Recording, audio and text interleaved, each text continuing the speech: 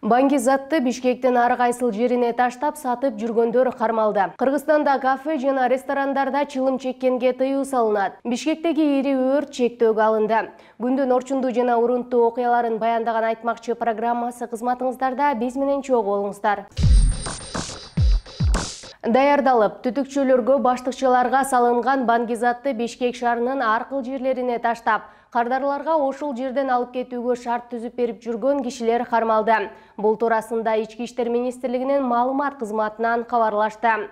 4 сентябрда Баңгизатты мыйзамсыз айлантууга каршы күрөшүү боюнча кызмат менен Ала Мүдүн райондук ички иштер бөлүмүнүн кызматкерлери ыкчам издөө иштерин жүргүзүп, интернет дүкөндөрдөн Баңгизаттын партиясын алып жаткан 23 жаштагы жаранды кармаган. Анын шымынын оң чөнтөгүнөн тоголоктолуп, кызыл түстөгү 18 даана түтүкчөгө салынып даярдалган зат табылган. Что ты? Бля, это что такое? Что такое? Бля, закинули, я тебе все говорю. Что такое? Закинули, бля. Ал жапайы кара куурай жыттанып турган деп айтылат маалыматта. Андан аркы ыкчам иштердин жүрүшүндө кармалган СА аталган Баңгизаттын алдын ала кайсыл жерге катылганын милицияга көрсөтүп берген. Эсептей келгенде Бишкектин ар кыл аймактарынан таштандынын алдына, жалбырактардын арасына жана башка жерлерге катылган 21 дана Баңгизат баштыкчалары табылган. Изъяли ровно полкило этой дряни. Это вот это то, что вы говорили, вот это, да? Да, это конфискант. Ровно полкило. Это серьезное дело. Ички иштер министрлиги тараткан видеодон алардын кызыл жана сары түстөгү түтүкчө сымал нерселерге салынгандыгын көрүүгө болот. Өлкө башчысы Садыр Жапаров коомдук жайларда тамеки тартууга тыюу салган мыйзам долбооруна кол койду. Кыргызстандын жарандарынын ден соолугун тамеки никотин кесепеттеринен, айланадагы тамеки түтүнүнүн таасиринен коргоо жөнүндөгү мыйзам жогорку кеңеш тарабынан 2021 жылдын 29 июлунда кабыл алынган. Демилгечилер тыюу кафе жана ресторандарга тиешелүү экенин белгилешкен. Как жить-то, блядь, а? Как жить-то, блядь?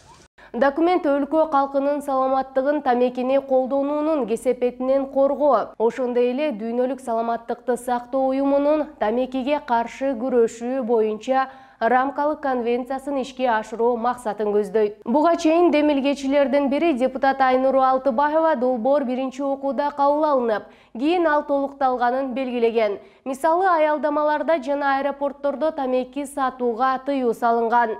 Бул мыйзам долбоору пандемияга чейин иштелип чыгып, биринчи окуудан өткөн. Пандемияны эске алып, биз ага өзгөртүү киргиздик. Кыскача айтканда, тамеки тартууга бардык эле жерлерде тыюу салынбайт.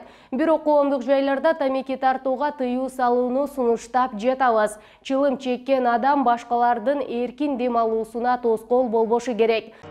Угости меня сигаретой. Кури своим. А что делать, если нет своих сигарет? Стреляй, пятачок. Стреляй. Азыр тамеки чегүүгө уруксаат берилген кафе, ресторандарда студенттер окуусунун контрагына акча чогултуп иштешет деген Алтыбаева. Бишкектин батыш тарабында Кулиев көчөсүндөгү тамактануучу жайдан чыккан өрт чектөөгө алынды. Бул туурасында Өзгөчө кырдаалдар министрлигинин маалымат кызматынан кабарлашты. Тилсиз жоону өчүрүүгө 13:03-тө 4 бригада тартылган. А дегенде Империя пицца кафесинин имараты өрттөлгөнү айтылган. Кийин тилсиз жоо ага жакын жайгашкан имаратты жалмагандыгы аныкталды. Өрт өчүрүүчүлөр жеринде ишин улантып жатышат. Алар өрттү толугу менен өчүргөндөн кийин урандыларын тазалашат. Ладно, неплохо. Акыркы жаңылыктарды биздин соц тармактардагы баракчаларыбыздан жана YouTube каналыбыздан көрө аласыздар. Бизди Бизон Чекитке жүзөттөп издеп таба аласыз.